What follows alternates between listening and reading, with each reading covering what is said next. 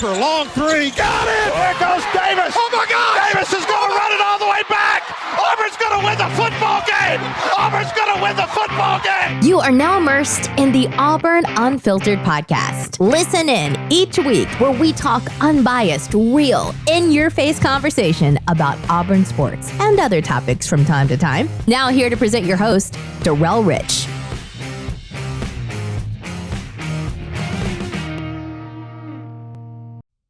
What's up, everyone?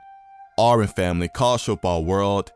I am your host, Darrell Rich from Auburn Unfiltered, where we talk unbiased, real, honest, in-your-face conversation about Auburn sports and other topics from time to time. And here today, we're discussing Cornelius Williams, Auburn's wide receiver coach, who by recent events was fired, and has left a lot of the masses to speculate and question what took place and what happened. Like, why did this happen? What was the point? I, for one, was quite quizzical on the matter, but when given this thought, I started to understand the points of contention with this issue. For one, it was expectations. Heading into this season, there were a myriad of things that we had in mind that we wanted to see pan out.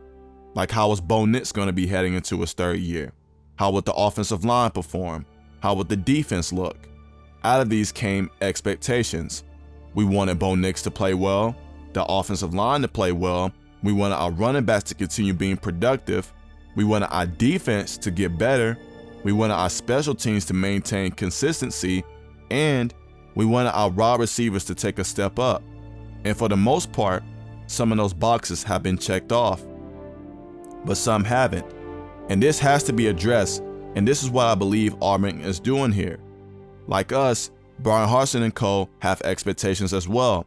And if 4 games into the season, some things haven't started to make way, you have to start making your rounds. Now, a lot of people will say that it's not just the receivers that's the issue with Auburn right now. And you will be right, it's not. But what people need to understand here is, given this situation, Auburn seems to believe they have confidence in the rest of the coaching staff. It seems to me they didn't have confidence in Cornelius Williams. Yeah, they still have some way of issues, but those issues can be rectifiable. Yeah, we have issues at QB, but we have multiple QBs to choose from, and we have Mike Bobo and Brian Harsin, who are experienced guys at coaching QBs. Yeah, we have issues on the O-line, but for the most part, it's consistency that's the issue. And yeah, we have issues on the defense, but that's a matter of adjustments like sending more pressure, etc. The receivers, on the other hand, their issues were quite glaring. A lot of people need to understand here that being a wide receiver is a very complex position in football. It can't just be about catching the football or about size or about speed or about route running, but all those things all in one. Number 2, they didn't play well. You can't have it where these guys would continuously drop passes, fall on routes, or have no way of communication with the QB on certain plays. That simply is not going to get it done, especially when you start playing better competition like Auburn's about to be when they begin to play teams like a LSU or a Georgia, Ole Miss, Alabama, etc. Like, these things could play a role in Auburn winning or losing games this year. Yes, the quarterback sometimes didn't help them much either, with Bo Nix or TJ Finley not being accurate on the pass game. But the case still remains that the coaching played a role here. Like, who knows how Cornelius Williams and co. did practices? Like, the way these receivers are playing, mechanics or something has to be off. Like, these guys are high-touted recruits, and guys like a Kobe Hudson, a Xavier Capers, a Cedric Jackson, Javarius Johnson, and Malcolm Johnson Jr., a Demetrius Robertson. These guys are very talented guys, man. So something's the case here. Like, you can't try to say that the coaching is the reason why players don't blossom, but then say the players are playing bad and they suck. You can't have it both ways. Sometimes things work hand in hand.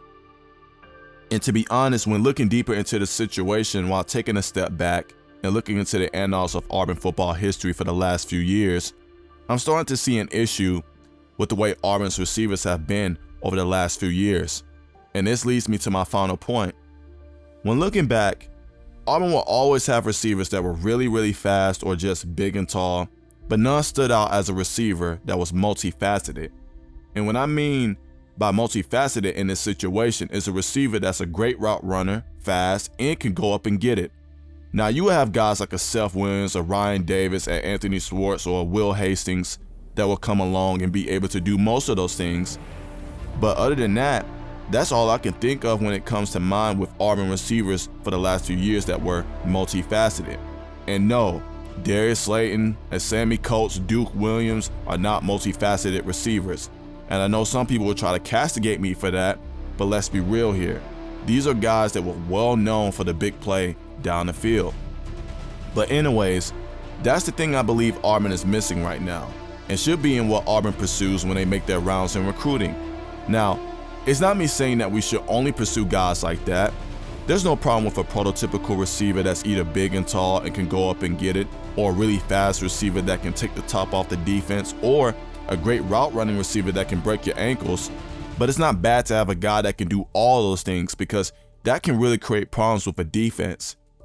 That's why, to me, Alabama has been head over heels better at when it comes to recruiting than any other team in the country.